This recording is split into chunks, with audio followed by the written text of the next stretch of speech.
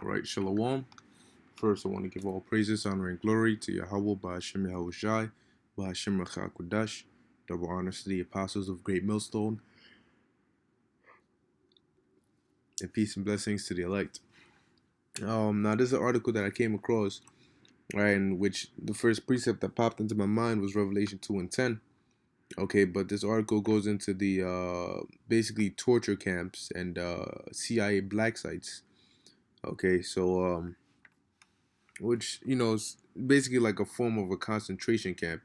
It says neither dead or alive, former Gitmo inmate recalls horrors of infamous camp and CIA black sites. All right, so it says being detained in the Guantanamo Bay camp was like hovering between life and death, but the CIA-run black sites were even worse. A man who spent 15 years without charge in the infamous facility has told RT's going underground.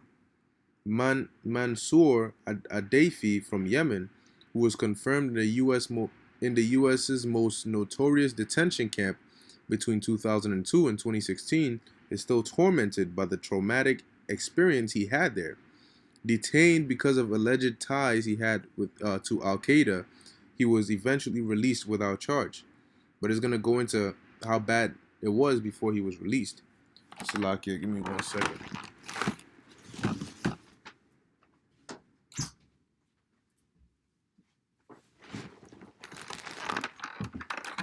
All right, so it says, we were totally disconnected from the outside world. I was really afraid and confused, did not know what was going to happen to me. We felt like the Americans were going to kill us.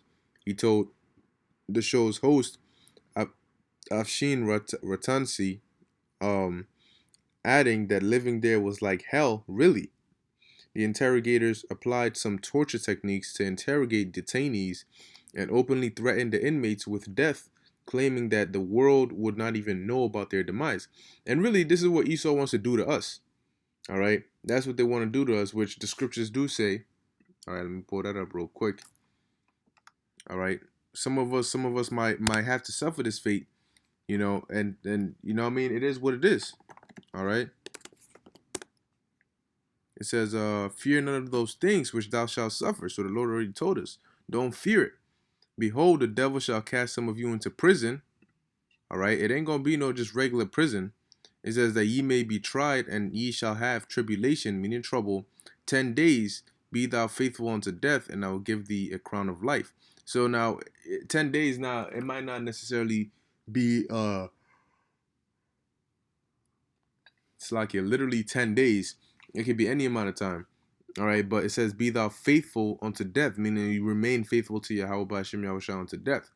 All right. Now, the difference between us and this man right here, or those of the elect who might have to go through, something like this or something similar to this, and this man right here is that we have the faith and the spirit and the trust in Yahweh Ba'ashem Yahushua, to the point where, hey man, the Lord could put the spirit on you, but you don't feel any of this, man. You just go numb to it. All right. They're doing all these different torture techniques to you, and you just you're not really feeling anything. All right, just like the brothers in the book of Maccabees. Okay, you read up on that.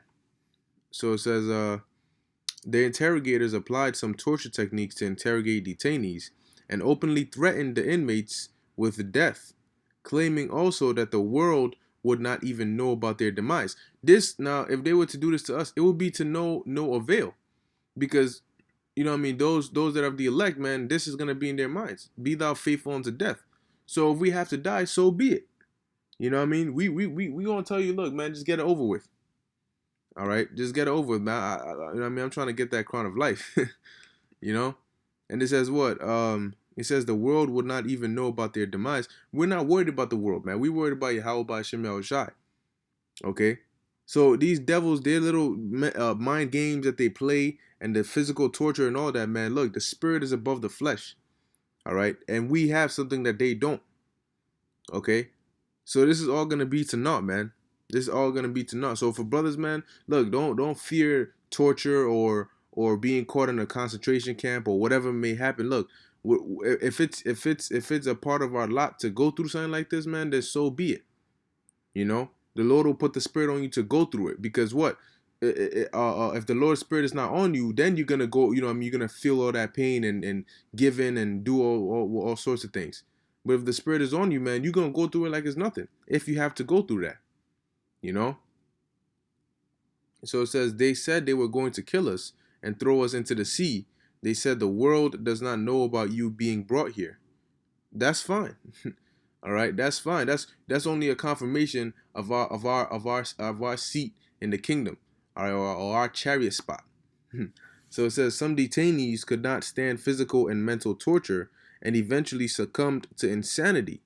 He claims, I watched some detainees lose their minds, break down. The Yemeni who was just 19 years old when he came, or when he was placed into Gitmo, recalled. Everything around is designed to break you, to make you suffer. The treatment, the rules, the food, the cleaning, the clothes, everything. And this is why we call Esau the devil. All right? It's under Esau's rule that these things, these places, that's why they're called CIA black sites. All right? It says, art was what helped him and some other inmates live through the nightmares of their years long detention. Adaifi said painting would give one a feeling of some moments that you were not in jail. First, the inmates started to use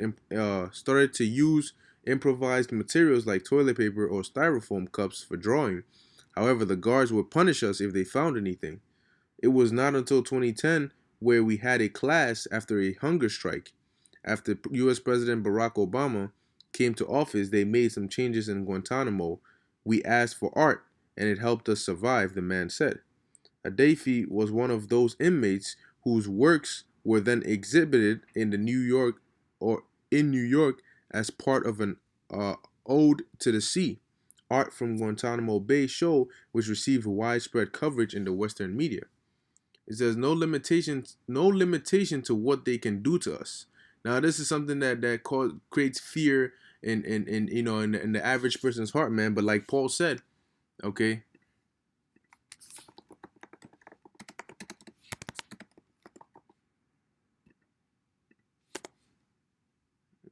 Romans 8, yeah, 8 verse 39 or verse 38. He says, for I am persuaded that neither death, nor life, nor angels, nor principalities, nor powers, nor things present, nor things to come, nor height, nor depth, nor any other creature shall be able to separate us from the love of the Most High, which is in Yahushua Hamashiach, our Lord. And that us is talking about the elect. All right. So things like this, no limitation, whatever they plan, man, it's not gonna be able to separate the elect from the love of the Most High. Not death, nor life, nor angels, nor powers, meaning no CIA agents, no elites, all right, no creatures, nothing, nothing that is present, whether it was in the past or nothing that is present now, is gonna separate the elect from the Lord's hands. All right. It says, despite all his ordeals in Guantanamo, Adaifi says it was in fact not the worst place he had been sent during his detention period. And as the so-called black sites run by the CIA in some third countries, like a secret prison in Thailand, codenamed Cat's Eye, which was once managed by the current CIA chief Gina Haspel, were even worse. I was in the CIA black sites, it was worst ever. Even when I talk about it, it breaks me. There was no limitation to what they can do to us. No limitation. Whatever they want, some detainees died under torture, the Yemeni said. You just become a ghost. You spend 2, 3, 4, 5 months, 1 year just blindfolded, loud music, naked, hanged to the ceiling or tied to a wall. Sometimes we could not walk. We would collapse. They would drag us along the ground. You know, treating them inhumanely. Okay, and he was wrongfully charged. Okay, it says mentally I can't escape. Adafi's sufferings did not just end with his release. After spending 15 years in detention without charge, he was without charge, man. That's wicked. He was eventually cleared by the Periodic Review Board and sent to Serbia, a country where he had no friends, relatives, or even acquaintances. While his homeland, Yemen, was already engulfed in a bloody conflict at the time, it is not exactly clear what prompted that decision. At the time, the then U.S. Secretary of State John Kerry thanked Belgrade for the generous assistance of Serbia as the United States continues its efforts to close the Guantanamo Bay detention facility. 2 years on, and more than 17 years since it was created, Guantanamo camp continues to operate. And check this: the Trump administration strategy states that Guantanamo will remain open and operational and calls to maximize the utility of it. Now, understand this, okay? Understand this. When they open up them FEMA camps, okay, and that's the main thing, and they catch you Israelites and put you in there, man, you're gonna go through this and much worse, okay? They're gonna put swords like this length through you. Okay, they're gonna cut you open, they're gonna experiment on you, they're gonna torture you, and you're gonna wish you could die, but you're not gonna be able to. That is a part of the judgment that the Lord has for this place, man, at the time of Jacob's trouble. All right, He will deliver His elect. Who knows? You might end up in a FEMA camp if you're of the Lord's elect, and just like the account, all right, of which I'll read it because it's a beautiful, uplifting account. Let me pull it up in the book of Acts.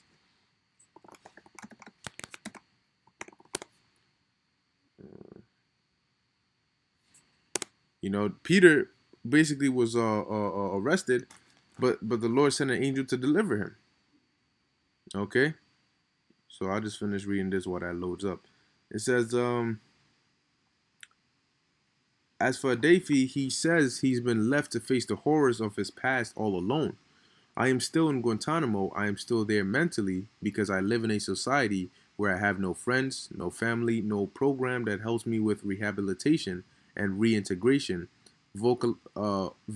vocational training basics, he explained. It says, I am stuck in Guantanamo. Mentally, I cannot escape. I feel the same thing. I behave the same way. I react the same way because for me, it is still very hard and difficult. I have not moved yet. It says, what concerns him even more, however, is the news from Yemen, where his relatives and friends remain and where the U.S. is allegedly helping to establish more black sites amid Saudi-backed war on Houthi rebels. The areas effectively controlled by the Emirates and the Saudis are used to build a new Abu Ghraib jail. Adafi claims, referring to another notorious prison run by the U.S. military and CIA operatives in Iraq. Some of the facilities are staffed with U.S. interrogators, and the Yemeni claimed they supervise everything the Emiratis and the Saudis do. They supervise the interrogations there, he added. All right, so you have things like this, man. All right, you have places like this, and when they, trust me, man, those concentration camps, those FEMA camps, they're going to catch a lot of you people in there. All right, and you're going to be going through things worse than this. Okay, so, but for the elect, man, like the scriptures say, all right, the Lord is going to deliver them. Now, this is Acts chapter 12, verse 5.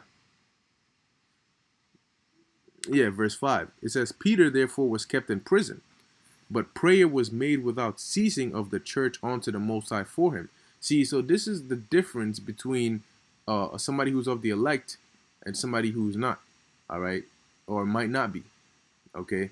So it says, verse 6, and when Herod would have brought him forth the same night, Peter was sleeping between two soldiers, right? So now picture this. He's knocked out, all right, between two soldiers. That means they had him heavily guarded, okay?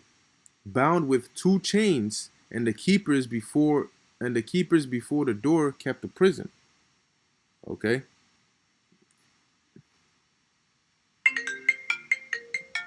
All right, Slacky, give me 1 second.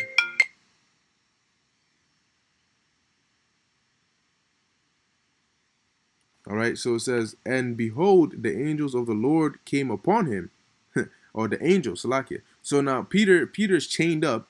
All right, he's knocked out in between two prisoners, Salakia, two prison guards. Okay, so imagine that. It says, and the keepers before the door kept the prison. So now the prison door, you had guards over there, and then you had guards inside the prison with Peter.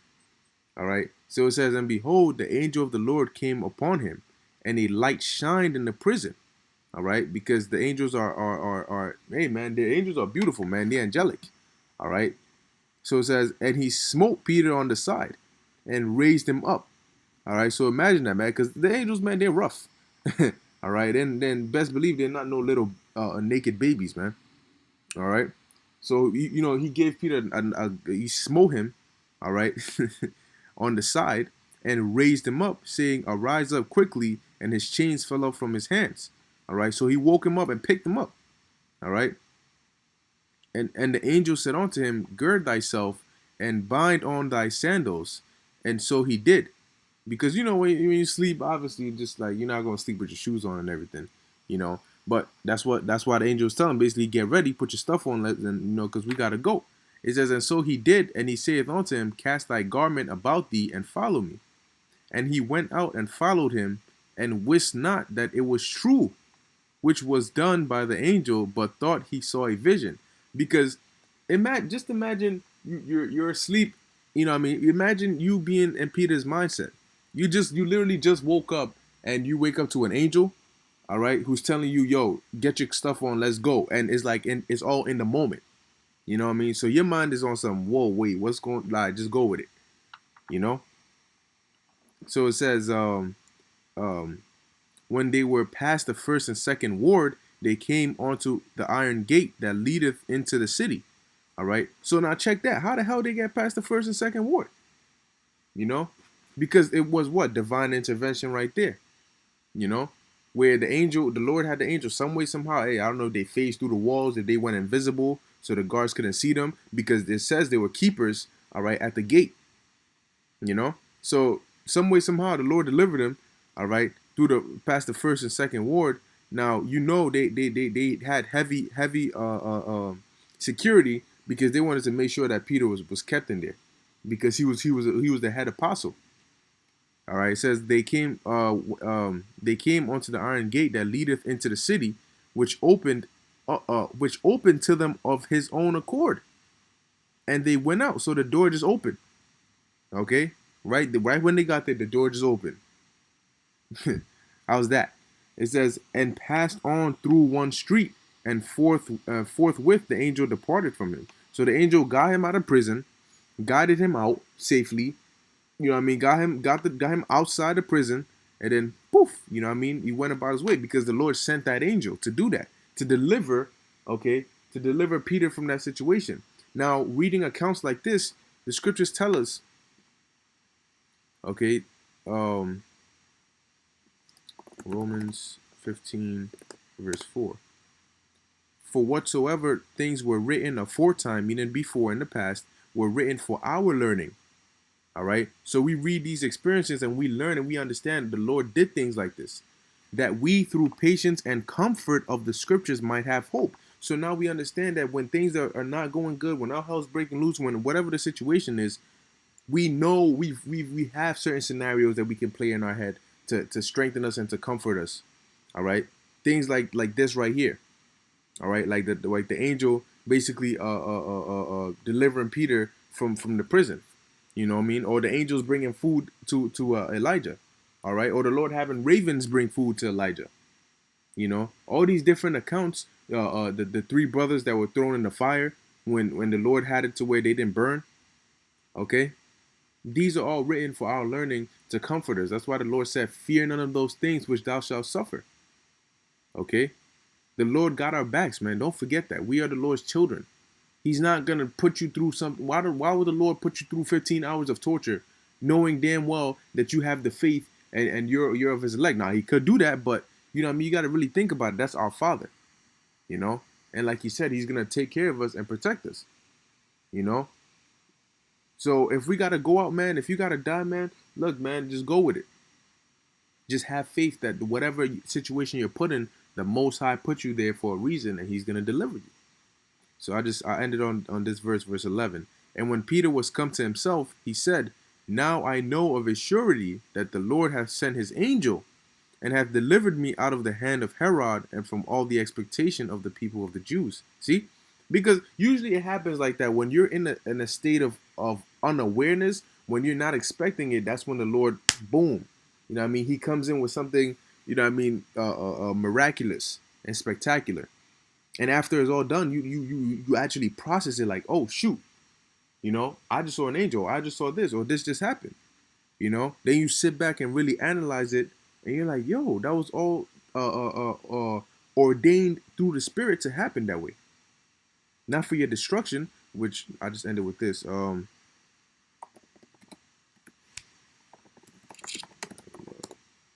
Okay, not for your destruction, but for your well-being. Romans 8 verse 28. And we know and we know that all things work together for good to them that love the Most High, to them who are called according to His purpose, who are what? The elect. So everything is going to work to the good of the elect. All right? And that's why we have to constantly maintain faith and trust in Yahweh Hashem Yahushai. The scriptures say better is the end of a thing than the beginning thereof. So you have to wait till the end, man. Don't be hasty in tribulation. Wait till the end, because the Lord will deliver you. All right? But, you know what I mean? I think I'm going to end it here. Lord willing, this is edifying to the elect. All right? I want to give all praises, honor, and glory to Yahweh by Hashem Yahushai. Hey, man, don't fear anything that's going to happen. All right? Just have faith and maintain your trust in the Lord. All right? So with that, I'm going to say shalom.